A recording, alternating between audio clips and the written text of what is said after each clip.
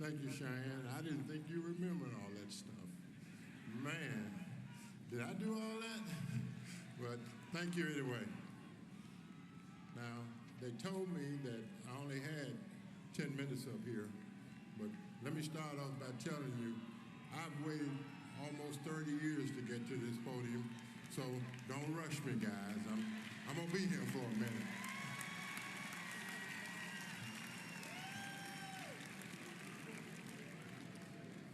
First of all, I want to thank God, my Lord and Savior.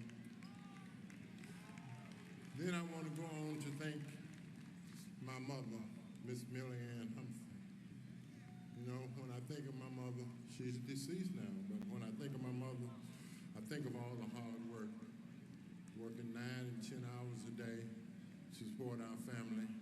It was hard in the 50s to support a family, and my mother was the primary breadwinner for our family. And some things that I remember about her was that when I went out and played football and I got hurt, she would stay up and rub me and just try to take care of me, and knowing that she still had a 9-hour workday in front of her. I tell you what, I love you, Mom. I love you very much. I want to thank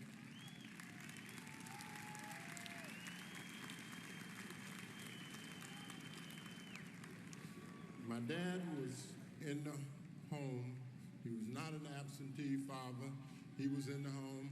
He had to work odds and end jobs to do his part, but he was there. And he gave me a lot of confidence. I'd like to thank my big sister who's here with me tonight. Guys, I tell you what, if you ever wanted a home-cooked meal, boy, my sister can throw down. I tell you what, she cooked those turnip greens and hot water cornbread and ham hocks better than anybody in Tennessee.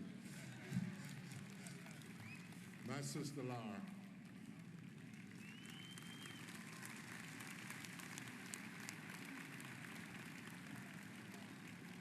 My brother, Charles Humphrey, was my hero. My brother was the second fastest guy in Memphis, Tennessee. That was his claim to fame. I think that speed ran in our family, and I got a little bit of that from him. My middle sister, Amelia Walton, what a great sister she was. She bought me my first suit to go to the prom.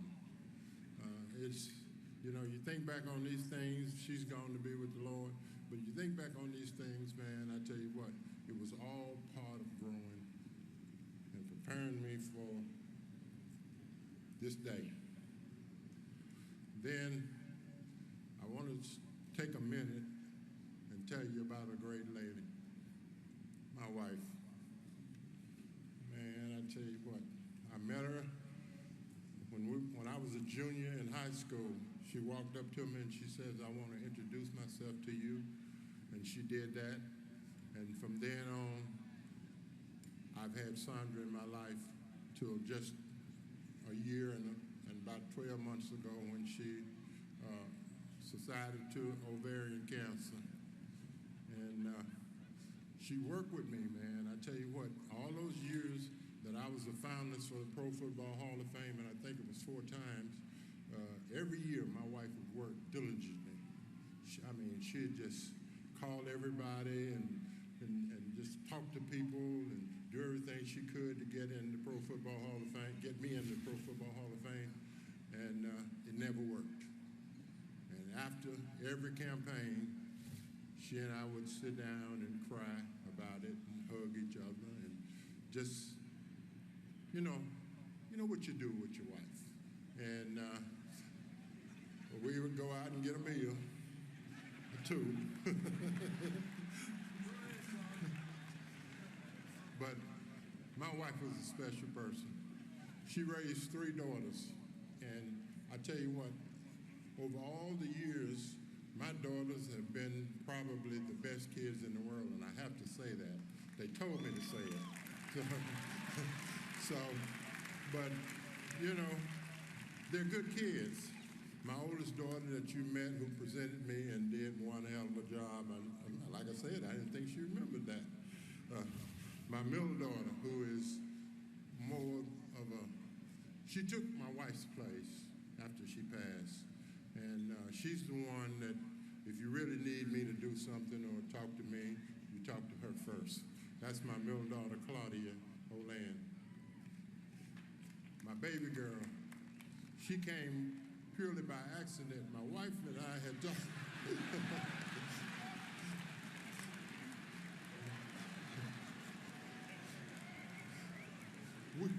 we knew where babies came from, but you know, it was such an enjoyable experience that. But anyway, she.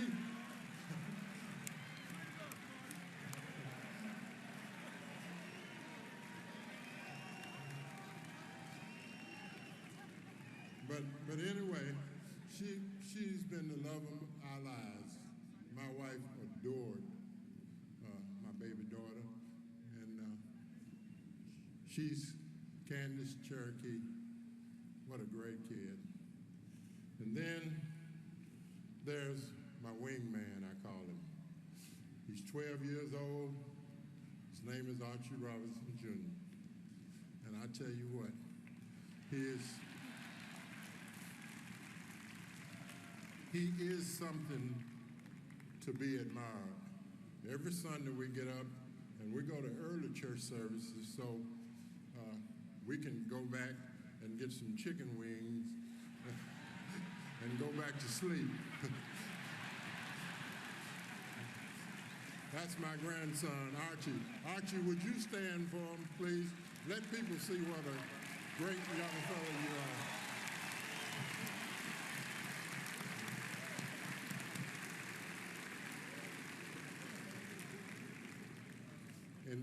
And then there was my in-laws. I have to remember them because they were so great in our relationship. You know, you can't have a good marriage and a good family relationship without your in-laws involved, and my in-laws were just perfect. They were Reverend David Harrell, who was a minister. He married Sandra and I, and his wife, Lucille. Man, I talk about my sister cooking. Miss Lucille could throw down. I want to tell you how I got started in this game because, you know, it's kind of interesting, and it was purely by accident. I was out playing in the yard. My mother called me in, and she says, "Claude, I want you to go to the store and get me some baking powder and some cornmeal." And I said, "Yes, ma'am." And she gave me the money. I took off, and I crossed the campus of Lester High School in Memphis, Tennessee. And crossing the campus, I noticed that there was a group of guys out there that was running around, tackling each other, falling down. So I stopped to observe. And when I finished, I remembered, hey, I'm on an errand. So I took off, and one of the coaches called me. He said, "Son, would you like to play?" And I said, "Yes, sir, but I'm on an errand for my mom. I gotta do this first." He said, "Well, go do that. Ask your mom, can you play football, and come back." And I did. I took the meal and the baking powder home, and I asked my mom. I said, "Mom, can I go out and play football?" She said, "Yeah, but you got to remember now, when dinner's ready, we're not holding dinner for you. So, you know, if you don't get back in time, you don't eat." That's the way it was in our household. I was a three-sport athlete in high school. I played basketball, I played football, I actually ran track. A lot of people don't believe this, but I ran the low hurdles in track. It was a great experience, and up until 10 years ago, I was a Tennessee record holder in the shot put. That was a great experience for me. My coaches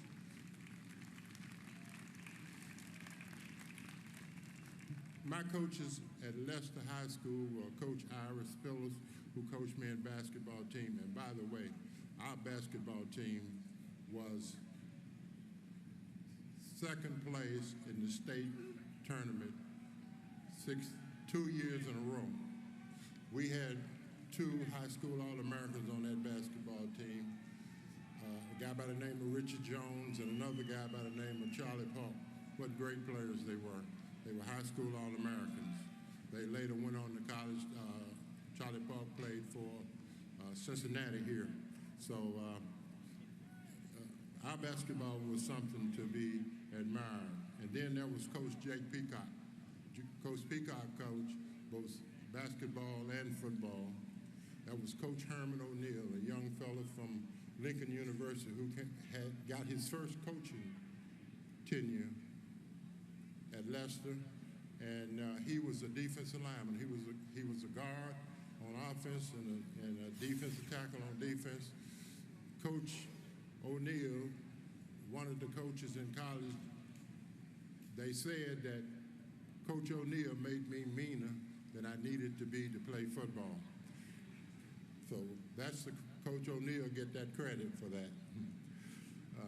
I had a lot of scholarships and grants to go to college. First, I visited Grambling, the legendary Coach Eddie Robinson. We spent a little time together, but I realized one thing: the only thing in Grambling is Grambling.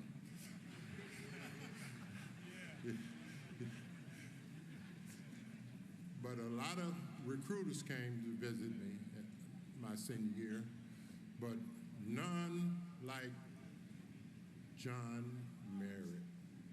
John Merritt, to me, John Merritt was the greatest coach in historically black college football. We lost a total of 5 games in 4 years. We lost 2 my freshman year, then my 65 and 66, we're historically black college national champs.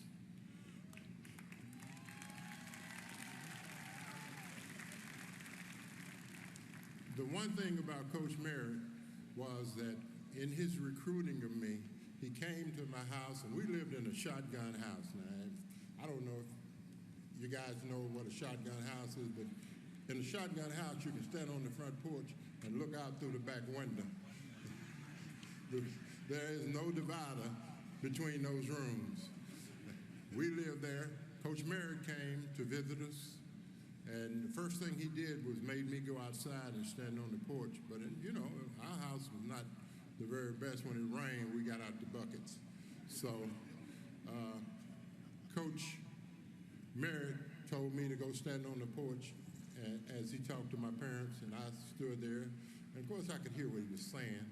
And he was talking about how he was going to make me go to church every Sunday, how he was going to make sure that I got an education, he was going to buy me clothes, he was going to feed me well because he knew I was used to eating.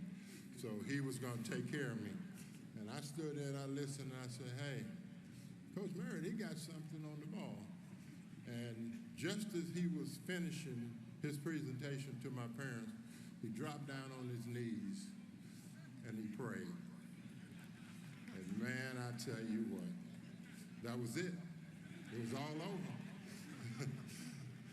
Everybody that came to visit me in Nebraska and Illinois and all those schools came to visit me. After the presentation, my mom, the first thing would come out of my mom's mouth was, hey, but that Coach Merritt, he's sure a nice guy. You're going to like Coach Merritt. He's going to take care of you. And he did. He took care of me. Some of the coaches on our coaching staff were Coach Joe Gilliam, who's gone on to be with the Lord.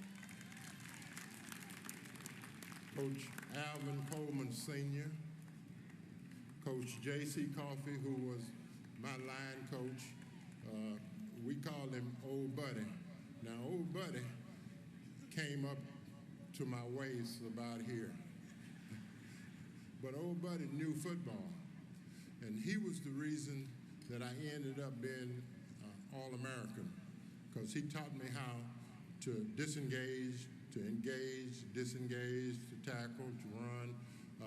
Old buddy was, hey, he's primarily the reason that I'm at this podium today. And then there was Shannon Little, who was one of the people who recruited me, a guy by the name of Samuel Whitten. He was a coach there. It was a great time. People say that we were a large team. Now, I only weighed 225 in college, but I had a roommate, and his name was Tommy Buster Davis. Tommy Davis was from Lufkin, Texas. Tommy Davis, they said I was mean. I don't know who taught Tommy Davis to be mean, because he was one mean man. We called him Dirty.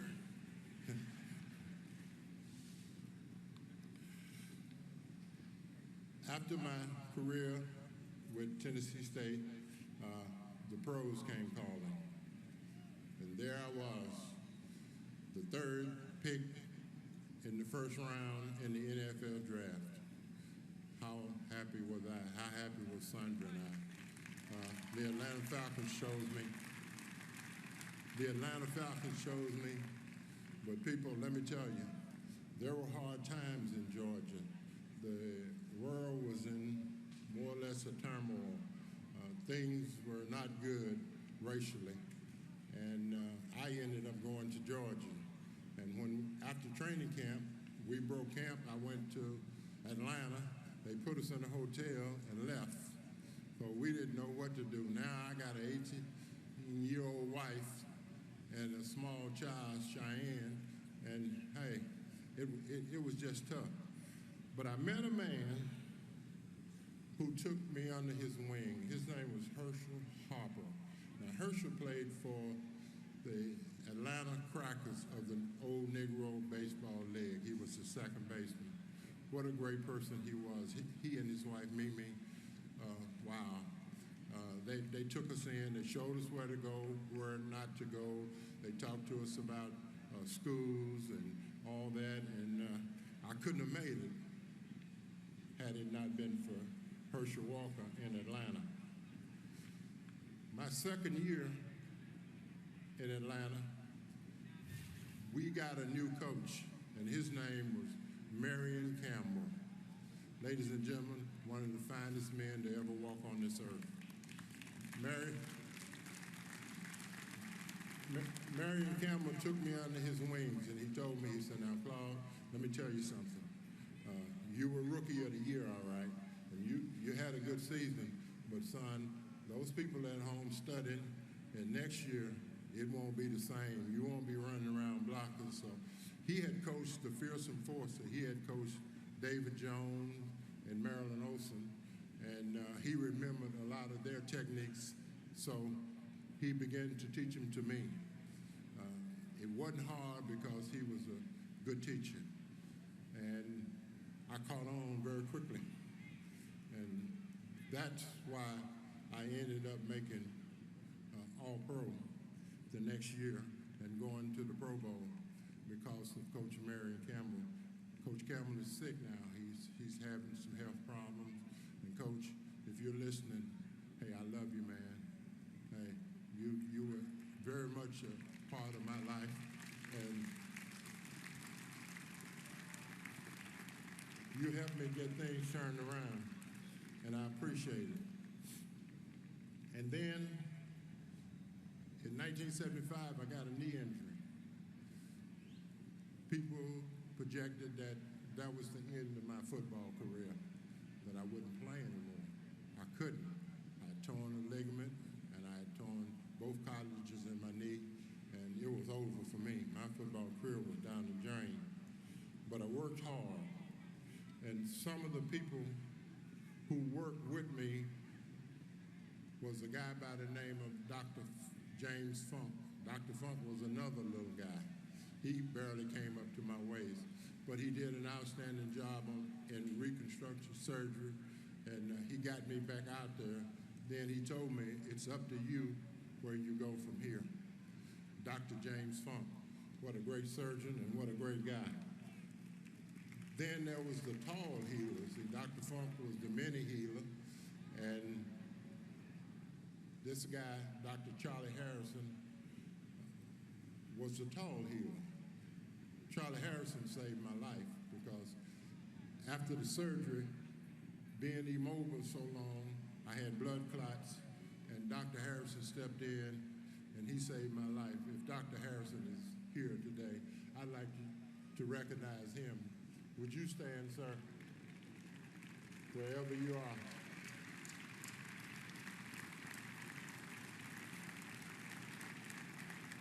I owe my life to you, and I appreciate everything that you did for me. The best thing that ever happened to the Atlanta Falcons was that we got a coach named Jerry Glanville. Some of you might know Jerry. Jerry's a hell of a guy. Jerry came in and he put in a lot of different defenses, and most of them were everybody up on the line of scrimmage and go after the quarterback. That's what the defense was. And as he was putting it in, I was saying to myself, am I supposed to believe this guy? Here's the guy that's leaving tickets for Elvis Presley, and Elvis is dead. How much do I trust this guy? You know? But in the end, the Atlanta Falcons ended up being the 5th best defense in NFL history, and the defense was called the Grits Blitz in Atlanta.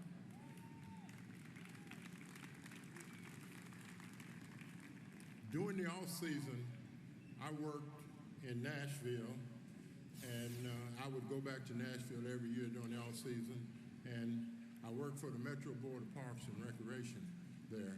Now, there wasn't a lot of money involved. It was just that I love kids. I love being around them. I'm glad I had them. It was great. And what the Parks and Recreation did in Nashville is that they allowed me to travel over the entire city to all the different centers and visit with wherever they was having problems. That's where I ended up. And I tell you what, it was a great experience. And sometimes now when I'm in Nashville, I'll see some of the kids that I work with, and they'll come up and tell me, Coach, I appreciate everything that you did for me. And that's a great feeling for me.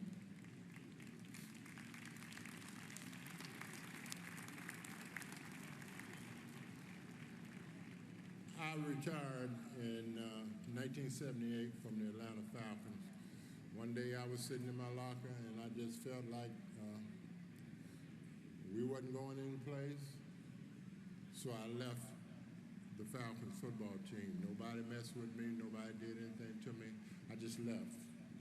And I was following my mind, more or less.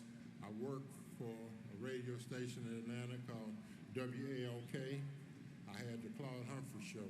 In the Claude Humphrey show, you interview the most valuable player for the game. Now get this, we only won 5 games. Where were those most valuable players coming from? But we worked it out. We worked it out, and I had a good experience. Some of the guys in Atlanta that I played with, and I can't stand here because, like I said, they told me I only had 10 minutes. I can't stand here and mention all of them. But my first year in Atlanta, my roommate was a guy by the name of Kenny Reeves. Man, Kenny taught me what it was like to be a pro football player.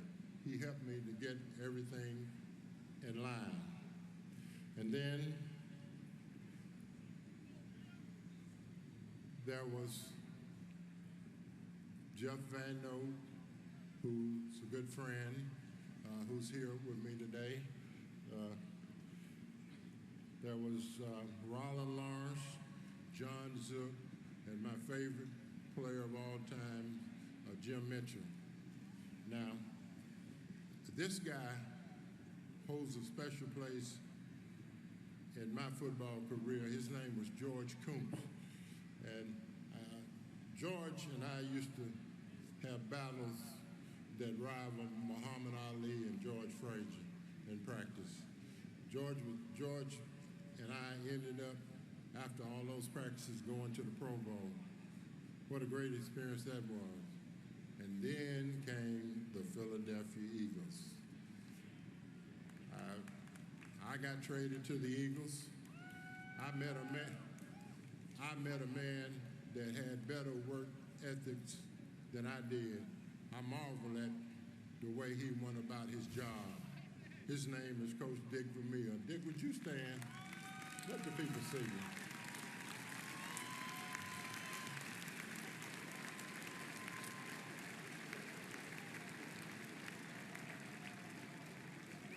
This man worked tirelessly to take a football team that perhaps may not have been a great football team, but he had a bunch of young guys who really got into what he was preaching, and we ended up going to a Super Bowl. Coach Vermeer and I are still good friends. We talk occasionally. Coach and his wife, Carol, have ended up being just great friends to me, and I appreciate it, Coach.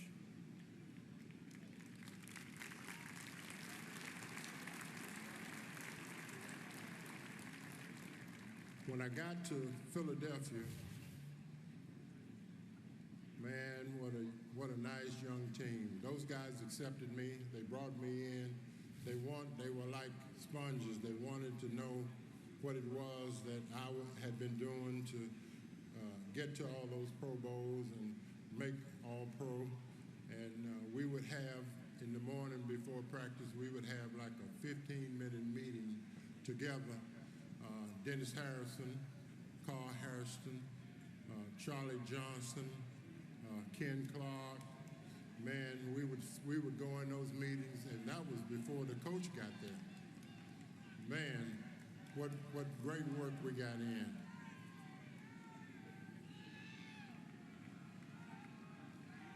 I got special recognition for a guy, the TSU president, Dr. Glenda Glover, Dr. McDonald, who was the band director, and you saw Tennessee State's band.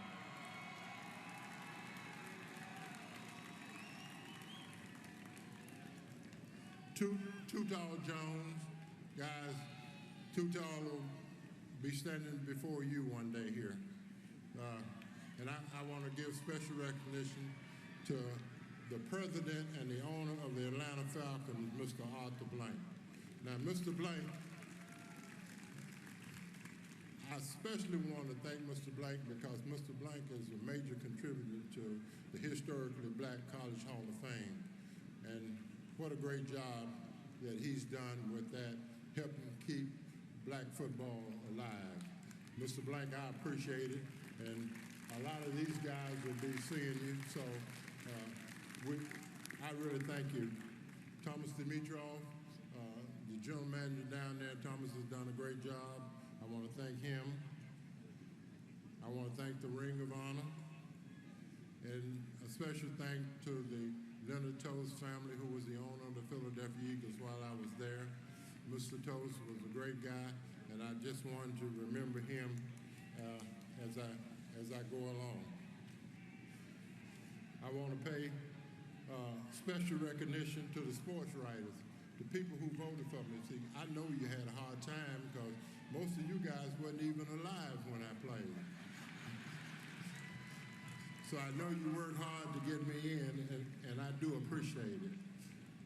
My church that AJ and I attend, Antioch Missionary Baptist Church, pastored by the Reverend Carl Shields and the First Lady, Miss Frankie Shields. Thank you guys for being in my corner and staying with me. The Springdale Checker Club, and especially you Hall of Famers who I think I bored long enough. I want to say, in closing, thank you all for coming and listening to my story. May God bless each and every one of you all.